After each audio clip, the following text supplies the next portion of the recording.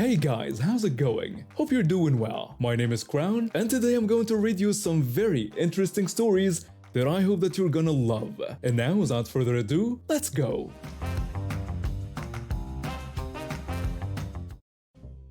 I was working as a civilian with the US military overseas, and I lived off base in an apartment complex popular among the US military. One morning, I accidentally hit another soldier's vehicle, and upon exiting the vehicle, I noticed that both our vehicles were what you would call a hoopty.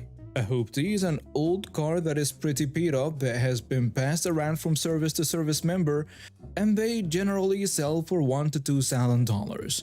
I also recognized that I was at fault for the accident. It was a very minor accident. His rear bumper was dented slightly, but I could hear both our cars still running. I approached the driver who had already gotten out and he was in uniform, and I apologized and said if it was alright with him, I'd like to negotiate a payment that I will pay him in cash, and it's best we don't involve the authorities.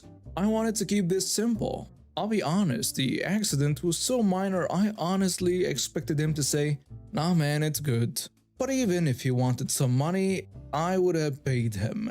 I have always been of the opinion that if you have a fender bender and can negotiate agreeable terms between both the parties, it is best to not involve insurance or the police. He told me he wanted to call the police, and I said we could call the police or we could go on base together, and I could give him around like $300. He said that wasn't enough, so I upped my offer to $500, and he proceeded to punch me in the face. It was a sucker punch. He got into his car and took off, and in the process nearly ran me over. Now, I had a black box in my car which recorded everything. I went to the Provost Marshal office on base, the police station, and reported the accident and the assault, and showed the MB the footage, in which they used his license plate to track him down. I was also asked if I wanted to involve the local authorities / press criminal charges off base. And honestly, I felt like the soldier would learn his lesson if I let the UMCJ, the military court, basically handle this, and I said, not at the time. The end result was the soldier in question got 60 days of extra duty, reduction in rank, and forfeited a portion of his paycheck. Essentially, if he dealt with that, this would have been the end of the whole ordeal. Honestly, at this point, I assumed our little ordeal was over. Well, a few days after his punishment was decided on, which was not long after the incident itself, I was in a commissary grocery store on base, shopping, when a soldier who assaulted me saw me and began to insult me again. I told him he needed to calm down, that he should learn his lesson, and he told me I was a coward who didn't know how to take a punch. So I reminded him that I held back on destroying his life. He told me he's already been punished and I can't touch him again. He then left me be. A store employee witnessed the entire encounter, and I got the employee's details and reported this interaction to his command. His commander told me he had been ordered to not interact with me and would take action. His commander also recommended that I involve the local authorities, since this soldier obviously isn't learning his lesson. So I did. I contacted an attorney, and the attorney was unsure if we could successfully sue the soldier and said he would need a cash payment to take the case. Honestly, I was mad and I wanted to teach this guy a lesson, so I agreed. It was not cheap, but I agreed. To keep this story short, we ended up in a court off base. We presented our evidence, and the soldier in question had decided to represent himself. Several times in the court, he had outbursts. The judge ended up granting me a judgment of approximately $50,000. When the judgment was given, the soldier called the judge his son of a witch, and that the army would cover for him. So the judge changed his judgment to $80,000, and the judge then asked me if I also wanted to press charges against the soldier in criminal court. Honestly, it was obvious this guy wasn't going to learn a lesson. I told the judge I wanted to pursue criminal charges in addition to the judgment. My lawyer later advised me that if I ever wanted to see the money, I should pursue an international hold. With my judgment, it's likely that a judge will grant me an international hold. An international hold is basically where this soldier would not be allowed to leave the country until I was paid my $80,000. Also, he told me that according to the agreement between the US military and the host country, the US military would honor the international hold. Basically, the US military would not protect him or move him out of the country to avoid punishment. Honestly, by this point, I had paid my lawyer thousands of dollars, and I honestly didn't feel like paying thousands of dollars and getting nothing out of it. So I said yes, I want to go forward with the international hold. About a month later, the international hold was granted, and the US military was informed of this. 2 months after the criminal case was over, the soldier was sentenced to 90 days in jail. By this point, the soldier had been moved onto the base into his barracks by his commander.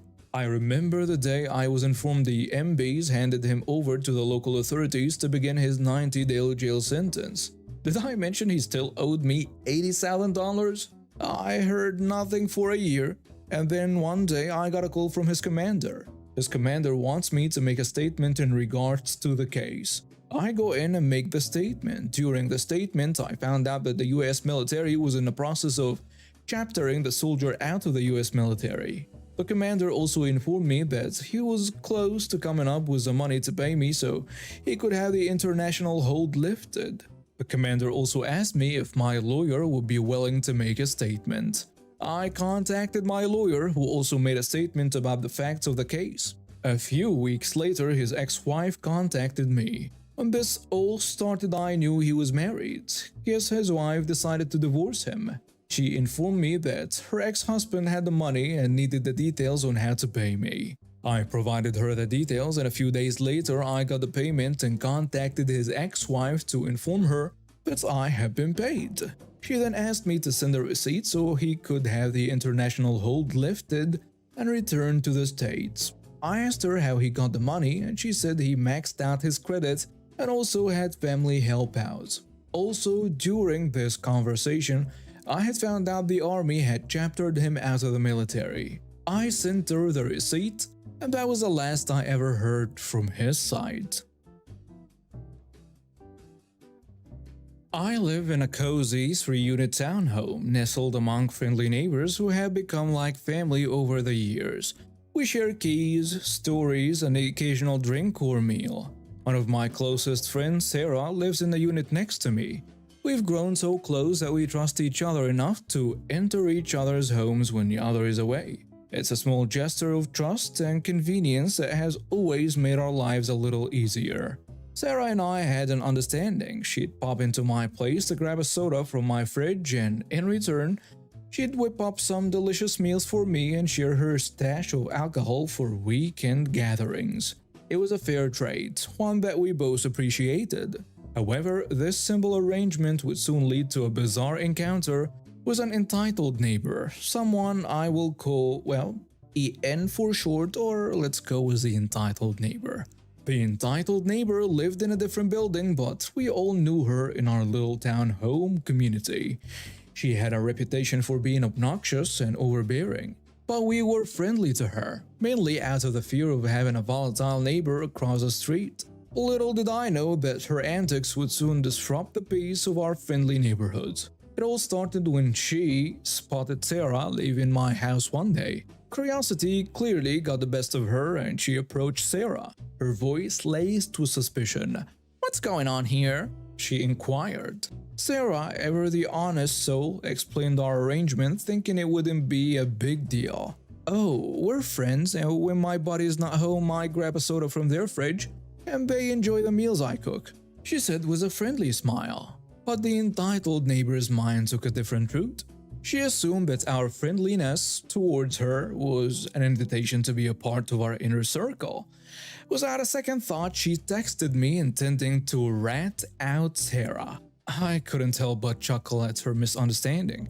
"It's fine," I replied, thinking that would be the end of it.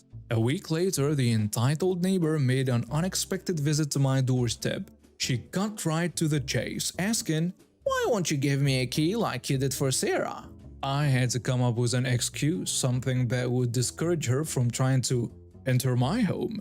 Well, you see, it's a safety thing. I began. I'm the only one with a fire extinguisher and my landlord won't let me give out more keys. It seemed to shut her up temporarily and I breathed a sigh of relief. The truth was I didn't want her inside my house. I could only imagine what havoc she might wreak in there, especially with her penchant for bringing her kids along. My house was filled with expensive computer equipment, and I had no intention of allowing curious children to roam freely. A month passed and I was unloading a pocket of fireball shots when the entitled neighbor spotted me. She made a beeline across the street and her eyes locked onto the enticing shot. "Hey there," she exclaimed, trying to strike up a friendly conversation. I rolled my eyes and struggled with the seal on a bucket, eventually managing to hand her a couple of shots. "Thanks, babe, love you," she gushed. I cringed at her words, but I figured it wasn't a big deal. After all, I was just being polite and we had to maintain a somewhat peaceful coexistence in the neighborhood. Despite my initial resistance, the entitled neighbor continued to message me as if we were close friends. I even found myself looking over at her house from time to time when she was away, ensuring that everything was okay. It was all part of the unspoken code of neighborly courtesy, even if it was challenging with someone like her. Then one day, I received a phone call from my home security system company while I was visiting my mom. The voice on the other end asked, "Do you need the police?" My heart raced as I contemplated the implications of that question. Roommates and key holders had my security code, and it allowed them 60 seconds to input it, even if it was wrong. Something was undoubtedly amiss. I rushed home with a sense of dread gnawing at me. When I arrived, my front door was wide open, allowing the scorching summer air to infiltrate my once cool abode, all while racking up my electric bill. I couldn't believe my eyes. 2 police officers stood inside my living room, and there was the entitled neighbor standing at my kitchen counter as if she owned the place. With an eerie nonchalance, the entitled neighbor declared, "Here she is. She let me in her house. We're best friends." My jaw dropped and I struggled to process the situation. Apparently, the entitled lady had a garage door code to Sarah's house, and during one of her unauthorized visits, she discovered my house keys. Unbelievably, she had the audacity to take my belongings while I was away, as if she were entitled to them. Even worse, she didn't bother to send me a message when the alarm started blaring, nor did she make any effort to leave when the police arrived. The whole ordeal was surreal. I couldn't comprehend why someone would think it was acceptable to invade my personal space, even going as far as to break into 2 houses as though it were a casual endeavor. The police had taken 8 long minutes to respond, leaving me in the dark about what the entitled neighbor might have been doing in my home during that time. I wasted no time in pressing charges against her, determined to hold her accountable for her actions. It wasn't just about my personal belongings, it was about maintaining a sense of security in my own home. To add insult to injury, my city imposed a $100 fine for having an unregistered alarm system. Frustrated, I paid the fee and discreetly left the bill in the entitled neighbor's doorway, a symbolic reminder of the consequences of her entitled behavior. The days that followed were filled with a mixture of anger and disbelief. How could someone feel so entitled to another person's property? It was a question that lingered in the back of my mind as I prepared for the impending court case against this entitled neighbor. The day of the court hearing finally arrived and I sat in the courtroom waiting for the proceedings to begin. The entitled neighbor shuffled in, her demeanor a stark contrast to the confident intruder I had encountered in my home. She looked nervous, her eyes darting around the room as she took her seat. The judge called the case and the proceedings began.